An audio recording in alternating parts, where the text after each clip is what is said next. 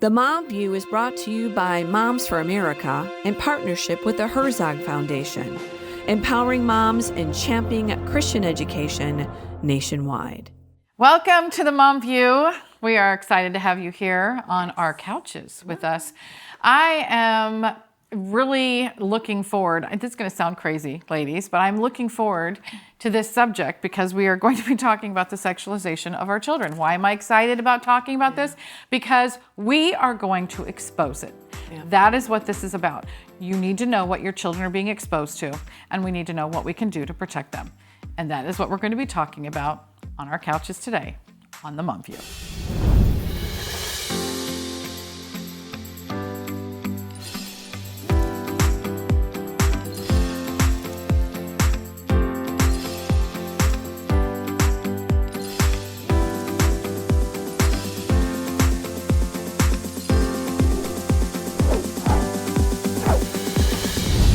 The library partnered with the DC chapter of Drag Queen Story Hour to bring the family-friendly events to the nation's capital. In the Big Apple, Drag Queen Story Hours have become so popular that the chapter now offers events in Spanish and for children with autism and other special needs. The chapter also hosts drag queen fashion design and makeup workshops for older kids. Stretches those imaginations a little bit more to continue normalizing it. Do you think exposing children to drag will result in more kids doing drag eventually?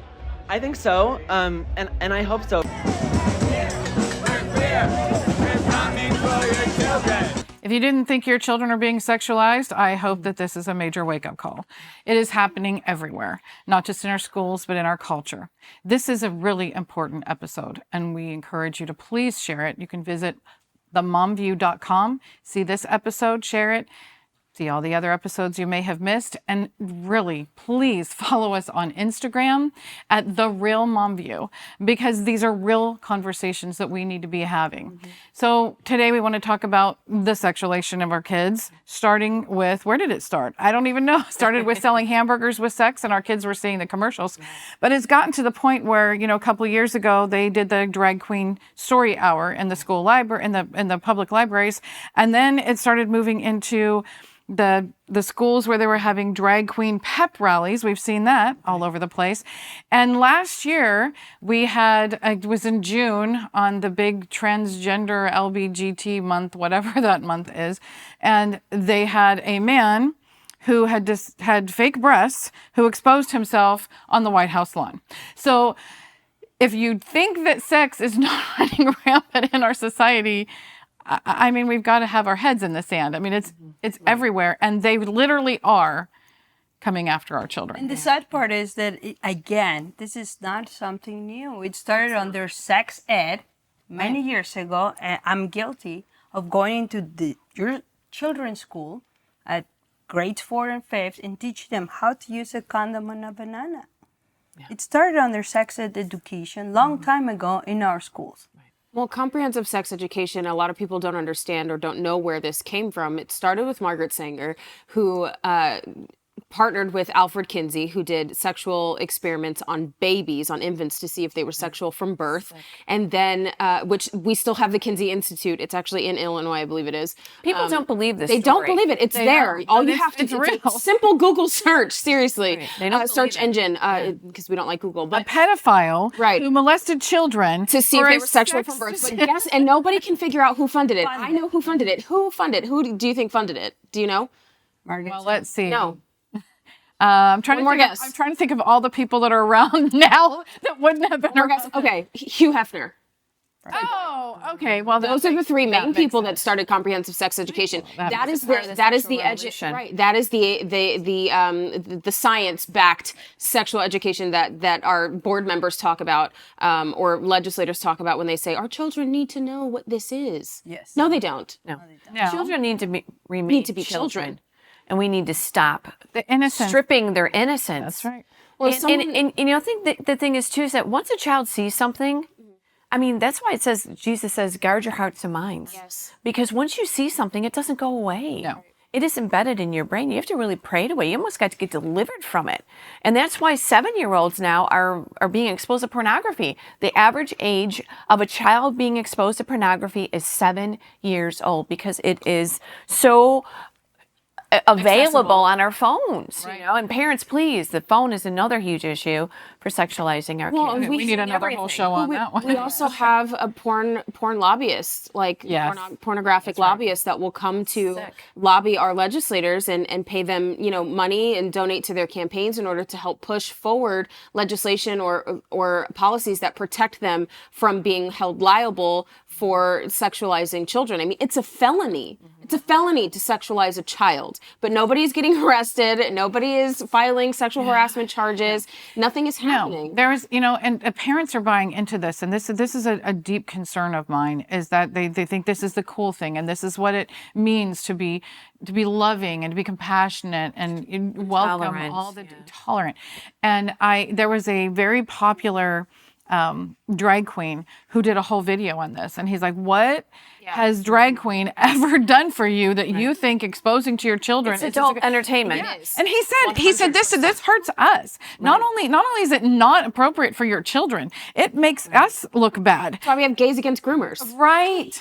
Let's talk about the initiative we did, Kimberly, at Moms for America. When all of the drag queens started approaching the public libraries and getting into the schools and being at carnivals, family carnivals everywhere, we were extremely concerned about it. So we did a whole initiative. We're going to put the graphic up, and it was "Don't drag our kids into this." We provided this to all of our moms, social media. It was probably one of the highest posts of all time. Everyone shared this graphic. Don't drag our kids into it. And it was just really a national campaign for us. And as far as drag queens, they came to my neighborhood. Our moms in Illinois, we came out with all of our signs. The Park District decided to hold a LGBTQ full day event. And so we showed up with our signs. Don't drag our kids into this. This is not a family friendly event. This has nothing to do with children. Right. You can't have drag queens performing and reading to kids. It's confusing. I mean, this is really and you'd think a major that would problem. Be a common sense statement, right? But they've politicized that. We're not being loving. We're not being compassionate. We're not being open-minded. We're not. Yeah. There's nothing inclusive about exposing your child and damaging them psychologically. So when a child is exposed to sexual explicit material at a young age, you damage their mental health. It's something that they have to live with for the rest of their lives. As you know, someone that has been sexually molested and raped as a young woman or young child, that's something that I live with every single day of my life. It's taking me years and therapy and just having these deep conversations with my husband, and you know, it's very difficult to deal with, and you live with it on a daily basis, and then you're constantly re-triggered every time something happens, especially when I'm seeing all of these books. I mean, we had moms that have blown the whistle at every single school board. We have over 350 of these sexually explicit reading materials, curriculums that our children are being exposed to, that, you know, we have board members that have gone through college that have used to be, you know, they sit on boards and they're like, we can't explain what an obscenity is. I'm sorry. Right. How do you not understand what an obscenity is? Right. It just doesn't make any sense. Right. To your point, right? I mean, just this is one example, is Lawn Boy. And this is recommended reading in the schools. It's a relationship between, it concentrates on relationship between adults and children. It's a fourth grader performing oral sex on an adult man. That's considered recommended reading in the schools. So there was a very popular book called the Cherub series, and book 7. So there was this teacher in Omaha, Nebraska, Papillion, Nebraska, just outside of Omaha. She had put a classroom library in her classroom because she told all the parents, your children are at a higher reading level. And the school library doesn't provide the higher reading level material that your children are ready for. And so I'm going to create a classroom library. What does that say? That's oh, my child is so smart, so smart. No, that is a red flag. If you're being told your child is a higher reading level, and you need to investigate what that is. What are they reading? What are they reading? So the book that this little girl, she was barely 10 years old in 5th grade, what she was exposed to was a graphic rape scene, an attempted rape of a 12-year-old girl by an adult man. And she came home literally traumatized, sharing this with her mom. So this is when people talk about the book banning. If I hear that word one more time, I think I'm just going to explode. So they keep saying book banning. We are book banning. Okay, right. So there's a clip. There was a great interview that Tiffany Justice did on Joy Reid, and I just want to show that clip real quick. Attempts to ban books have reached a record high, and titles with LGBTQ themes remain top targets. Why should 13 people get to decide what books tens of thousands of children get to read? Well, I'm thinking it's probably because those 13 people saw what some of the content was in the books. I mean, explicit, graphic, sexual content. You'll get out of context passages from the book, and then based on that, Moms for Liberty members are going to places like Broward County School Board meetings, reading out of context passages from these books, and then demanding that the school board remove them. Okay, so I just want to talk about those out of context passages. If the out of context passages were not in the book, I wouldn't have a problem with the book. It's not. And it's not even out of context. Like, no child needs to know what fisting is at 4 years old or in fourth grade. That is not out of context. It is out of appropriate. Why does a 7-year-old need to know what a clitoris is? Right. I mean, this is just absolutely ridiculous and insane. And for them to say we're banning books, okay, so who's actually banning books? Are those who are trying to pull everything out of our children's educational system that has anything to do with the Bible or the history of our founding fathers? I mean, they're pulling actual records of communications, source materials out of our school. They're the ones who are banning material. Banning means to forbid. We're not forbidding anything. You can go get the book at the public library. You can go buy the book if you want it. Online, if you want your children to be exposed to it. But what Tiffany says there is very powerful. Why would 13 parents get to decide what comes off and what comes on? Because they happen to see the book. And this is what's happening. What they don't want us to do is tell other people what's actually happening. And this happened in Loudoun County. I had a mama reached out in 2019, and she said, my daughter has been given the assignment of reading Lawn Boy, 14 years old. And she's like, what am I supposed to do? And I said, go into the school board and read that book. Yeah. And so that's what they're doing. Yes. And because Loudoun County got all this attention, all these moms across the country are like, I can go and I can read the book. This is what's making them angry. They can't read the book. They turn the microphones off. They do. Right. Because it's explicit sexual content that you shouldn't be saying in public. If you did any of this in the workplace, it would be sexual harassment. You would be out the door, fired, and in a lawsuit. But somehow we can do it in the school. You can't say it online, on airwaves. You can't say it on the radio. The pictures can't be shown on TV. So it doesn't belong in the classroom. It doesn't belong. And that's why we're promoting the whole FCC standard bill. Because so parental guidance.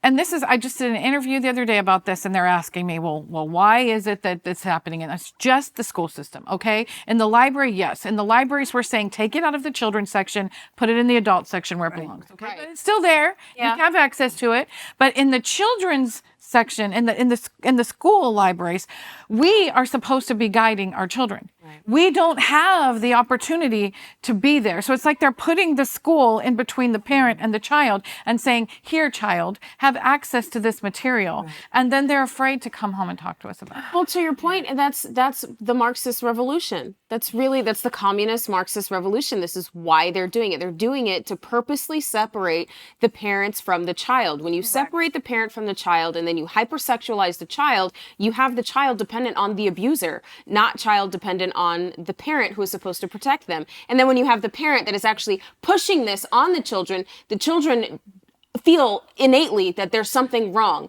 But when you have an adult who is supposed to be your parent, who is supposed to protect you, push you towards something that's dangerous, you have nowhere else to go. This is completely the destruction of the family. This Absolutely. is where it all goes, right? Now the number one issue is not finances why people divorce, it's pornography. Because people have been addicted to it when they're from 7th grade on because we've sexualized our children. This is destroying lives, marriage, and the family. It is. And you know, when it comes to the whole book issue, it's like, how about we just have good quality materials for our children? Educational. Good quality education. Yes. This has nothing There's to do. good stuff out there. Exactly. There's really good stuff out there. In fact, I am really, really excited about our next segment because the next couple of segments here, we're going to be talking about the good quality things that are out there. Yes, there are issues, there are problems, but again, we always want to focus on the solutions. Yes. So we're going to come back and we're going to have a conversation with a couple of people, two different people, Deb dad and a mom, two completely separate organizations who came up with a solution to this problem so that we have good quality material for our kids. And we'll be right back on The Mom View.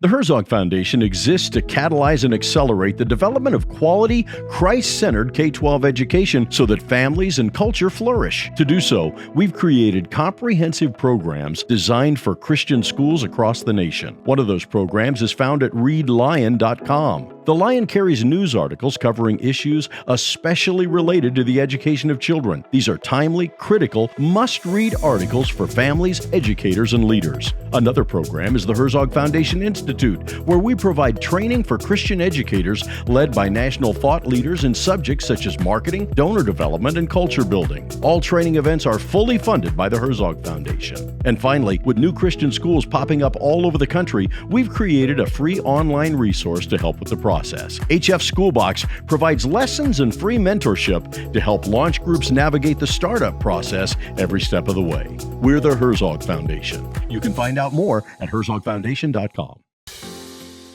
And we're back with more solutions because that's what we're always looking for. So it was a few months ago where I had a mom reach out and say, do you even know what Scholastic Book Fair is promoting to our children?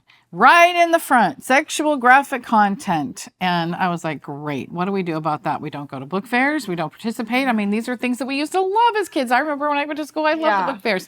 So we have an exciting guest here, Riley Lee, who came up with a solution to the problem. Heck yeah, we have to, right? We're all about solutions, and that's my favorite thing, is making sure that we are not just taking things away, right? You can't say, oh, this is bad, and not offer a solution, right? That's what... Yeah, we tend to do that. Yeah, right? I don't like that. Yeah. What's the alternative? Yeah. So you created an alternative. Okay, so what even got you to even think about creating an alternative? How did you find out about Scholastic Book Fair starting to promote these inappropriate books to children? Right. I come from a long line of teachers. My parents have been teachers for 25 years. My sister's a teacher. I was a teacher, and I was teaching middle school, 7th grade. Not the best, not the funnest stage all the time. But in that, I was seeing what's going on. And when you're in it, you really see the darkness. And from there, we had this idea of, let's be a solution. Let's be a light in the darkness. Matthew 5:14, you know? Right. And that's where it was born. So Sky Tree Book Fair. Sky Tree Book Fairs. Okay, so where did the name come from? Okay. And what do you hope to accomplish with this? Yeah, it's crazy. It's a crazy idea, right? We want to offer schools wholesome books. It's that simple. That simple. That's kind of crazy. I know, it's a little crazy, right? You're like, what? We want to offer schools the opportunity to engage their students with wholesome, age-appropriate books that don't aim to confuse them. That's that simple. That's what we want to do. We're offering them books about princesses and trucks, and not books that are talking about things I can't even say on this. You'd probably want to bleep me out if I tried to say some of the material that are in these other books. And that's what we're doing. We've already started. We've already been able to host 50 book fairs since we started. That is fantastic. Yeah. So are you hosting them in certain states, or is it pretty much across the country? Across the country. We're in all 50 states. Well, almost in Alaska. We're getting there. We're working with an Alaskan school right now, and we're across the country. We are we ship the materials to the schools, and they are able to run and fundraise for the school, right? Schools. Okay, so it's been, for those of us for those out there who don't know what Scholastic Book Fair was or how it works, how does Skytree work? How can schools take advantage of this? And do they have the opportunity to choose? Can they choose, I want this one, not that one? Do they have to have both? How does that work? Yeah, so schools absolutely have the opportunity to choose. They get to bring this to the attention. So we have a resource on our website where parents can send certain materials to their school to offer this as an alternative. And by doing so, you get to bring Skytree in, and we are the book fair that they host that year. And so, you would be turning from Scholastic and choosing Skytree, and it's a very simple process. People want to make it seem like it's very complicated. It's not. And every school has the option, or indoor school district has the option of what vendor they choose. And we're one of those vendors. So who at the school, I guess you have to have a point person that sets it up. Is there a committee at the school or a point person that you work with? Right. Every school is really different. So sometimes if a school is underfunded, they don't have a librarian, and so the point person is the principal. Sometimes it is a committee, like a PTO committee or something like that. Or PTA. It's just different at but yeah, there's one decision maker for the school that decides, yeah, we're going to go with Skytree this year. So how do parents know who that decision maker is, and how do they influence that decision maker to switch? Well, it's what you talk about a lot, and it's what I really believe is parents have to get involved. They have to know what's going on in their schools. That's the root of the issue. That's the start, right? You have to understand the books that are actually in the book fairs. They're on the shelves at your kids' school. So get involved. It's a simple question. Ask, who makes that decision at my school? And start there. And then take them your concerns, right? We have to come with a loving heart and say, here's my concerns and here's the solution, right? Here's what you can do, librarian. Here's what you can do, principal.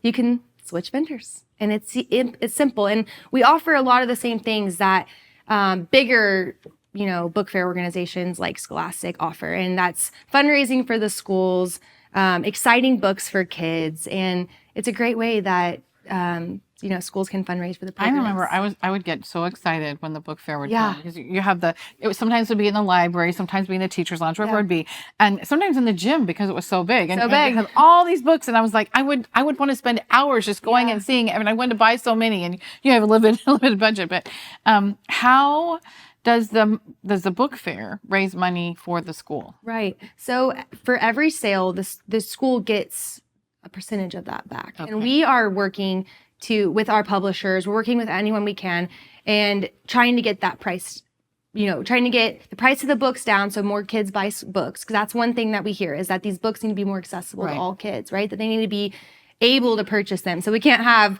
$40 books on the shelves. We need them to be cheaper. We're also just trying to get these costs down for us so that we can give more back to schools. So we're raising money for schools through that. They're able to get a percentage of the sales back to the school. So who manages the sales? Is the school responsible for actually selling the books, or do you have an operative that goes in and does that? The school does it all, and that's really comparable to all other book fair so that you guys just tell them how to do it. It's really simple. Well, we send everything to them. They probably already know because they've been doing it on Scholastic. They just have to switch their camps. Exactly.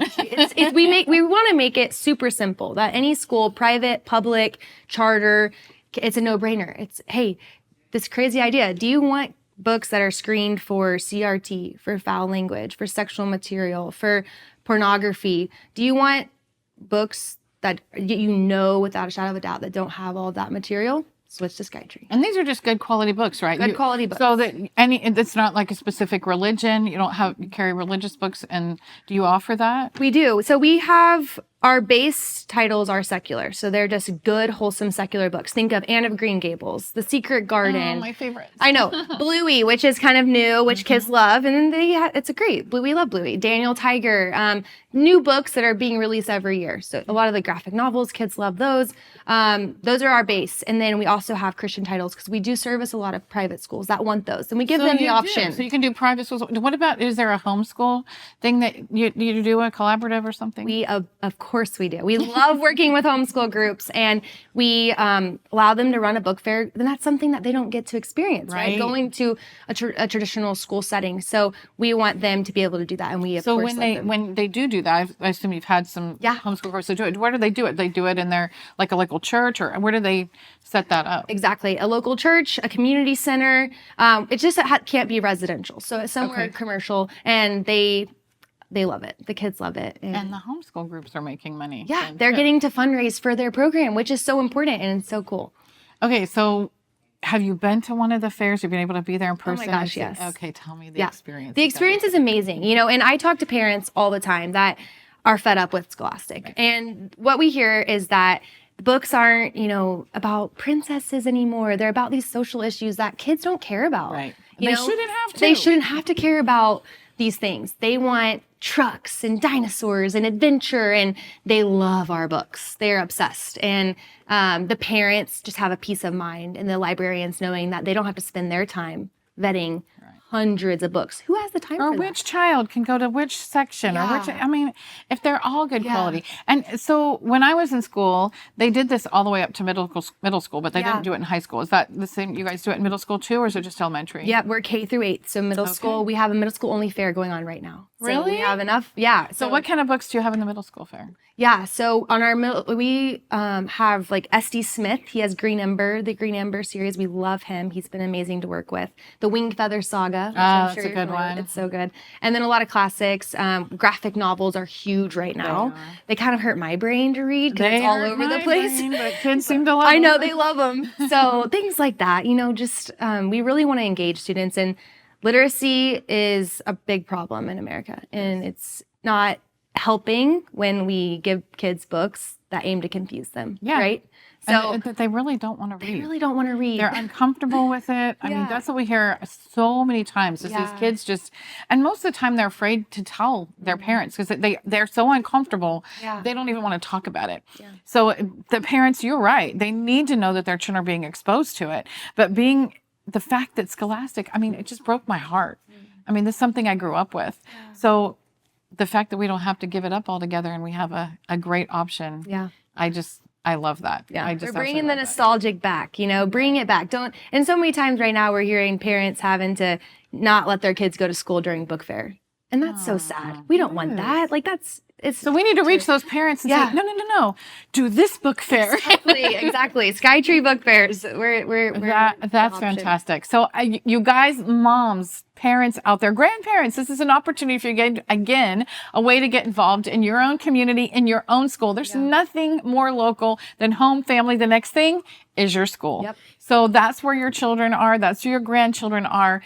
You have an opportunity to go into that school, find out who is the representative. I guess you could start with either the principal or the librarian. They would know, and then talk to that person. Get other people in the community, other parents that have children there, and encourage them to have this book fair, Skytree Book Fair, in their own school. So how do they find you? Yeah, skytreebookfairs.org is our website. You can email me directly, Riley, R-I-L-E-Y, at skytreebookfairs.org. I'd love to have a conversation with you. That's what I spend most of my time doing, having conversations with schools, parents, teachers, all the things, and would love to just walk on this journey with you. Fantastic. Okay, another resource. That's what we do here at the Mom View. We see a problem, we come up with a solution. This is a great one, skytreebookfairs.org. Check it out. Bring it to your community, and we will be right back to talk about more solutions and the crazy that's happening in our world on the Mom View. America is under attack. Our families are being crushed under the politics of a radical agenda. But moms have had enough. We are standing up and we are fighting back. This is our battle. This battle is every bit as important as the Revolutionary War because we fight for the same thing. Moms for America is a national movement of moms reclaiming our culture for truth, family, freedom, and the Constitution. I think Moms for America is exactly on track and is doing the right thing for the future of our country and our children. Like Moms for America is going at the heart of the issue. I want to go on the record and say I'm for moms, I'm for America, and I'm especially for Moms for America. But I am honored to join Moms for America today as we speak out against the horrific mandates. With a national network of over 500,000 mothers, Moms for America is one of the fastest growing movements of women in the country. The most dangerous place in all of nature is between a mama bear and her baby cub. We are the change. No matter what, no matter where, and no matter how difficult the obstacles are that are facing us and our families, we will not give up and we will not give in. So if not now, then when? If not you, then who? Welcome to the Mom-Led Revolution.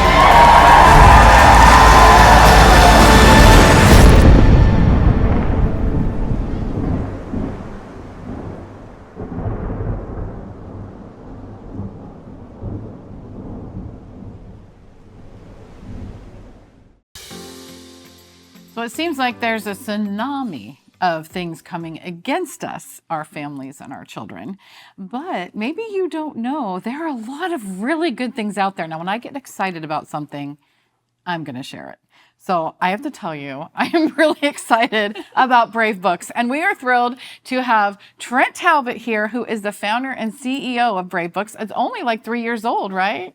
July 2021 is when we launched. Yep. Okay, so what was it that made you wake up in the morning and say, I'm going to start a whole entire company where we're going to have books for children to talk about good values? Yeah. Well, there's a lot to that question. So I was a happily practicing ophthalmologist at the time. And well, that's a career change. Yeah, quite. I didn't know what I was getting myself into. But I was saved at the age of 32, right at the beginning of 2019. That changed my life a great deal. Met the love of my life, got married quickly, had our first daughter in the summer of 2020. So this is like peak COVID, peak craziness. And it's sort of like whenever you get a new car, you start to, you buy the car, you're like, oh, none of my friends have this. This is really cool. And you get it and you start seeing it everywhere on the highway. Well, same thing happened when Charlotte was born. I started to see just the war on our kids, hearts, mind, and soul everywhere. So the indoctrination table at Barnes & Noble, my best friend was gifted the latest Nancy Drew book, which had a trans character in it. Oh, wow. And just like over and over, the trailer for the film Cuties, Anti-Racist Babe was #1 book on Amazon. Wow. So it was just like everything. Every day there was something new. And so eventually, for whatever reason, I just couldn't let that go and have a hard time sleeping because I was just thinking about it. Like, this is the world my daughter's going to grow up in. And eventually, the vision for Freedom Island and Brave Books started to come and crystallize. And I was like, this adventure seems like it's too fun to pass up. So I quit my practice and launched Brave Books. And then it's worked out. So it sounds a lot like the God thing. So this is how I tell people, they're like, how do you know that it's God talking to you? I'm like, have you seen Indiana Jones in The Last Crusade? So it's like, it's that pivotal point where he's standing on this cliff. He's gone through this whole entire film and he's followed every clue that's led him to the next clue. And he gets out on this big precipice and it's like miles down and it's like a big drop. And the clue is, take a leap of faith. And he's like, yeah, no. And you can see the trepidation in the film. He's like, finally he closes his eyes and he just takes a step. And there's this bridge that just appears. It was there all the time, but it blended in with the rocks. Like, that's how you know it's God. When your just heart and soul is just pounding and you can't sleep, you can't stop thinking about it, but everything in your brain is going, you're nuts. Yeah. I'm going the other way. Right. And you took a leap of faith and you created something pretty amazing that is a blessing to moms everywhere. Thank you. We thank you for your courage, seriously. I mean, I'm sure that wasn't easy to do, leave your practice to go and jump into something that you've never done before. I mean, have you ever run a company like this and written books and like all of these things? So yeah, it took a lot of long conversations with the wife. With the new wife. Oh, I bet. I'm like, wait, we just got married and I just had a baby. You're going to do what? Yeah. Right. Well, I want to talk about this incredible, I mean, it's like it is an adventure. It is. So it's not, is this like a book club? Is this well, yeah, but it's like, the whole thing, it is an adventure. So I'm just going to tell you my story because I know I told you this before. But my introduction to Brave Books, I was at a homeschool book fair, and the guys were there, and I was talking to them about it, and they were getting ready to close up, and I said, well, I run a national organization, and we are always looking for good resources, but we don't promote anything that we haven't read, tried, or used ourselves. And so like, oh, well, here. So they hand me this like whole entire kit. We got the big box back here. I'm like, okay, thank you. So I'm like thinking, oh, this is great. I got something free, So I take it home, I put it in the car. We get home and I put it on the shelf, and I remember about a week later, I pulled it down and I opened it up and I'm just looking, I'm seeing all these books and all this stuff, and I'm just like, oh, this is just a lot. And I put it all back in the box and put it on the shelf. I'm like, there's so many things out there. It's more like, stuff moms. More things for moms to do. And it's just like, oh, something else to help me. Great. And so I just stuck it up on the shelf, and then it was like, I don't know, about 6 months later, and I regret this to my day because I was like, 6 months I lost. So I've got I'm watching my grandkids, and I've got like 5 of them sitting around me, and I'm and the thing's up on the shelf, and I'm like, we'll pull it down and see what we can do. So I open up this map, and I read elephants are not birds. And I must have read it 5 times because they kept saying, read it again, read it again. And they were so this is all about this idea that a boy can be a girl can be a boy, but you're not talking about it, but you're talking about it. Right. And so this is a way that children can understand these cultural issues in a fun, engaging way where they're getting it. And you're laying that foundation that they so desperately need. You've got Little Lives Matter talking about pro-life and so many. So we spent literally hours on the floor. Okay, that wasn't enough. The book has these little missions. You go on this mission. So you have to go on an adventure. Then you connect the sticker, and you put the sticker on the board, and you've got all of these like really amazing characters. You've got the villains, you've got the heroes, you have an activity book, which my grandkids, okay, I had to I don't know if this is legal. I probably shouldn't tell you. But we had to make copies of all the pages because I have 5 grandkids. And I had one book. And so they're all sitting down there coloring the same picture. And then, so then you get these posters. Okay, so pull out the poster. And this is where the trouble began. Yeah. So I pull out all the heroes. Awesome. And Abby, she's like, we don't have that one. We don't have that one. Mm-hmm. And I'm like, okay, we're going on grade books. And I'm more. You guys have a book a month, so it's like you're trying to keep up with this. Yeah. But you have a book club, right? So the book can come once a month, so you're always and what's really cool about that is the book comes in the mail. And the kids are getting something special each month. So grandparents can send this to their grandkids and have that connection. You can read it to so I have 3 of my grandchildren live in Idaho.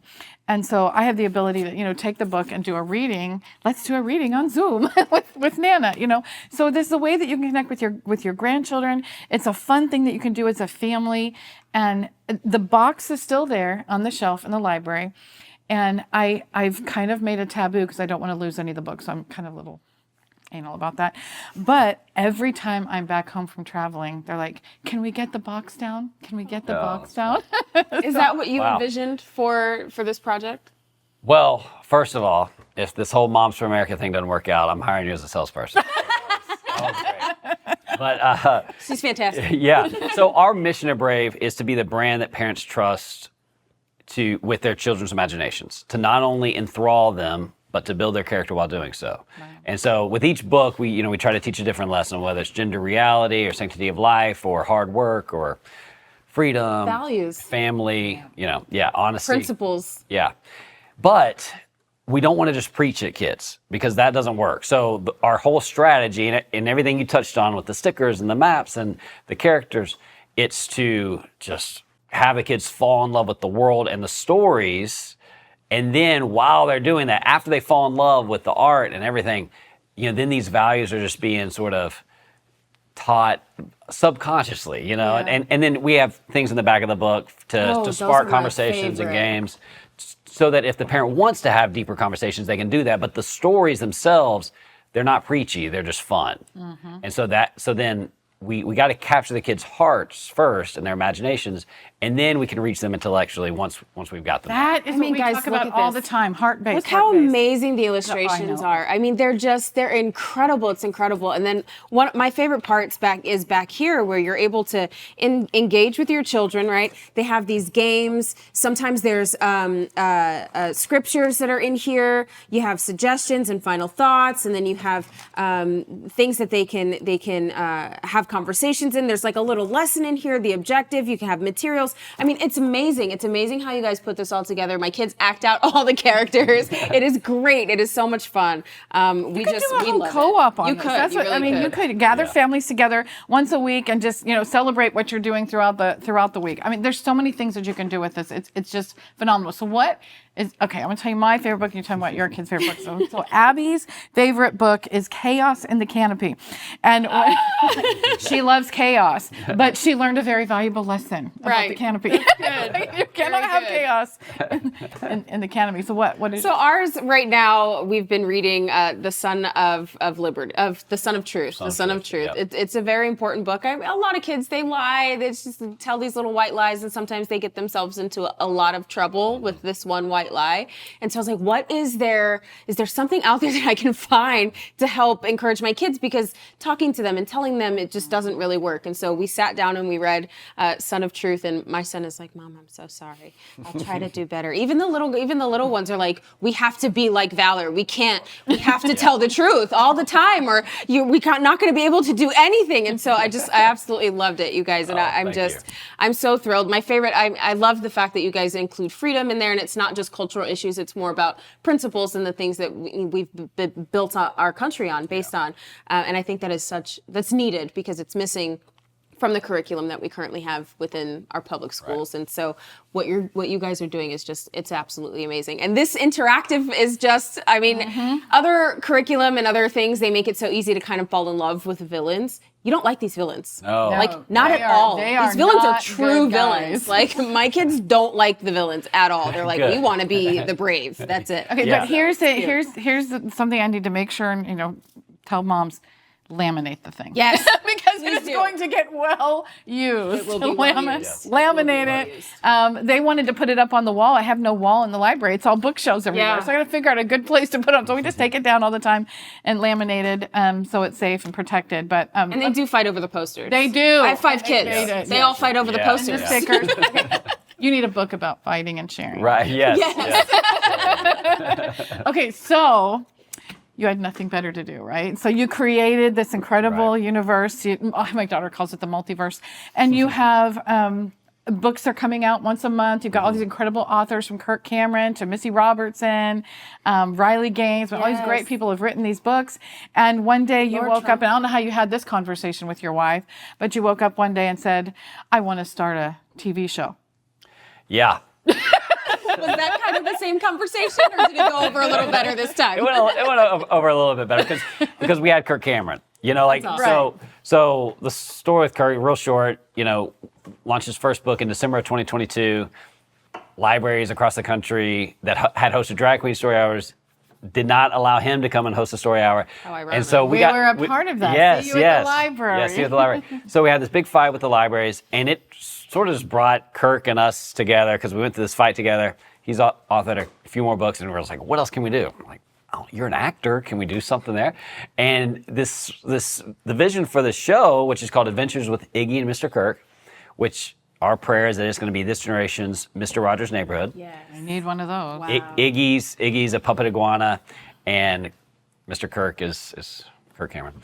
And it's this really cool concept where about 17 minutes of a 22, 23-minute episode will be based in the treehouse, and Kirk and Iggy, and we got Culture the Vulture puppet, and some guest stars coming in. They're going to be dealing with different issues for the live action portion of the episode, and then the episode's capped off with the reading of one of the books. Wow. And so it's sort of this 1-2 punch of the conversations that Kirk and Iggy are having, and then the book to really cement home, an important lesson for the kids that are watching. And there's just, if we're going to win Brave Books, we really aren't here just to fight in the culture war. We want to win it. Right. And if we're going to win it, we got to win the battle for the screen. Right. And I think that we can. We just have to create something so perfect, so beautiful, so light-filled, that really just draws not only kids but parents to it, and makes everything else in the culture look uglier. I love that. So that's our thing. It's just create something so, like, for the kids, it's high energy, fun. It's hitting all those buttons, but for the parents, it brings back that nostalgia of Mr. Rogers and just brings families together. Turn that screen time into an opportunity to build their character, as opposed to just mind-numbing entertainment. And our goal is always be the light in the darkness, right? Absolutely. You've created a light in the darkness. That's what this is. So let's just look at a clip of what this is going to look like. I was just telling our friends here about our new show. Hey there, fellow explorers. I can't tell you about it because it's top secret. I think we can give them a little sneak peek. What do you say, Iggy? I say we're building a treehouse, explorers. I'm Iggy. I'm an iguana. And I'm Mr. Kirk. He's a human. And with your help, this is where our adventures will begin. Iggy and Mr. Kirk. Iggy and Mr. Kirk. Spend all day in the treehouse playing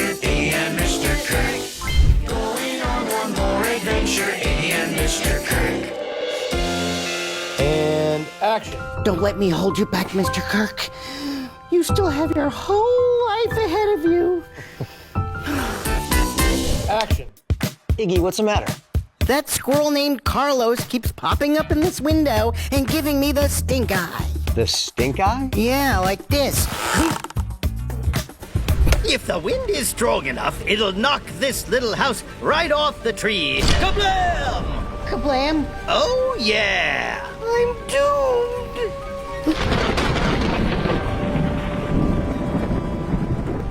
Action. Sometimes it can be scary when we get hurt. But in the Bible, God promises to care for us and to always be with us, so we have no reason to fear. Does it really say that? Even for a tiny lizard like me? So go on one more adventure with Iggy and Mr. Kirk. Thanks for watching and for all your support to help Adventures with Iggy and Mr. Kirk become a reality. We are so excited for families to learn and grow together with this show. Good night, Iggy. Good night, Mr. Kirk. May the Lord bless you and protect you, and make his face to shine upon you and be gracious to you, and give you peace. Good night.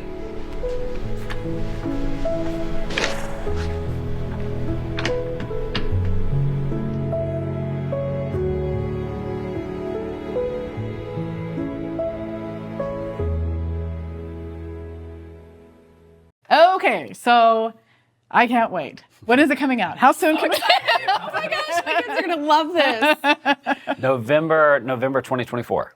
Oh my gosh, right around the corner. Yeah. So whatever we can do to help you, and we have partnered together on this Yes. project, right? So we're certainly going to be promoting it. But if people want to, because obviously this costs money. It takes money to be able to do a show like this. If you want to be a part of it, how can you support the project? Well, you can go to kirkadventures.com and you know we're crowdfunding this thing because we want no strings attached. We want to be completely independent so we can keep it the way that we want to. And so we need your support. Moms for America, Brave Books are partnering up. So if you wanted to contribute, you can make it through Moms for America, tax deductible, through kirkadventures.com. You can also get more information at watchbrave.com. And yeah, we're getting rolling, getting the set built. It's going to be really special. Okay, so Allie and I would like to be guests on this. Okay, Yes, I'm gonna have to see an audition. You don't have to film us. We just want to be on the set. Oh, on the set. Oh, of course. Yes. Y'all got to come down. Oh, my girls they're going to vie for attention for that one. They're like, can I be on the show, please? Yeah. They're going to love it. Well, I love this. We have another great resource coming. This is incredible. If you have not heard of Brave Books, you need to tell everybody. Go get them. Get everything. Subscribe. And look for Iggy, The Adventures of Iggy and Mr. Kirk coming in can't November. And we'll be right back. What kind of America do you want to leave future generations? What do you want America to look like for your children and your grandchildren? Our nation is at a crossroads, and it will be us, the mothers of America, who will determine the future of our country. What we teach and nurture in the hearts of our children and how we vote will make all the difference. If you love God, respect life, honor family, and cherish freedom, then use your voice and be heard. We teach these values in our home. Let's secure them with our vote.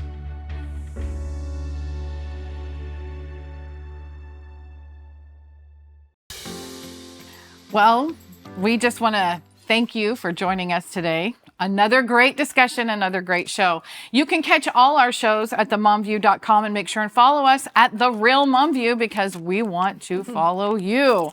So what did you guys think? What do you ladies think about that? You did a great job. I mean, what great information. Alternatives and options for our moms. I mean, this is one of my favorite. This is Kirk Cameron's book about hope and kindness. And Kirk Cameron's a big fan of ours and we're a big fan of his. So thank you, Brave Books, for all of these topics. Exactly. And the little lives matter, right? Teaching our children from a very young age, because the other side is teaching them that lives don't matter. Yeah. The babies are non-existent in the womb, that abortions are safe, right? So to me, this is very, very important to have material and reading to show our children that every life matters. I I think love we have that. to remind moms too, there are so many options out there now. There are. You know, so just really, start looking. Look around because there's so many, and we have a lot of it on our website, of course, too. And what do you guys think about the Sky Lab? I mean, these moms who are going, they don't realize that Scholastic Books is pushing all this stuff on our kids. And here we have Sky Tree, who now has a complete alternative. That's pretty cool. I know moms that have spoken to me about the book issue, and they're saying that they don't allow their children to go to the book fair because of Scholastic, and because they have all of the books and they have them front facing. All of the sexually explicit books, they're front facing as soon as you walk in, and it's just the kids come home and they're like, "Mom, what is this? What is that?" And so they're like, "Nope, we don't do Scholastic. We do Brave Books and the other ones, and that are more about issues. And it's not just about the pornographic issues or anything like that. Like my son's favorite is The Son of Truth. He loves that book. It's like his favorite book. So it's crazy because Scholastic used to be something that you really looked forward to when I was in school. When I was a kid, I was all excited to be able to go, and now, but being able to have these alternative resources is very, very powerful. And your dollar's important, right? So if you're not putting money towards these people that are trying to sexualize your kids, and you're putting it towards other materials that are trying to elevate your children and educate them on things that are important. Being part of the school board meetings, knowing what's happening in your kids' school, that's a really, really important issue. Yes, exactly. So all of these issues are important to us, obviously. I love that we have the solutions. Now you have the solutions. Now you get to decide what you're going to go and do about it. Yes. Bring a Scholastic book fair. I mean, no, I'm sorry. No. Bring a Sky Tree book fair to your school as an alternative to Scholastic so that you know that you're getting quality materials for your kids. Good books that they can read and look at. Brave books. If you guys have not, I mean, it's so awesome. The whole map, the treasure hunt, the stickers, I mean, they make it so much fun. It's like a whole adventure. So you have these resources now for you. And if you have a resource that you want to share, visit us at themomview.com and share your resources with us so that we can share it with all the moms on the Mom View. And we'll see you next week on the Mom View.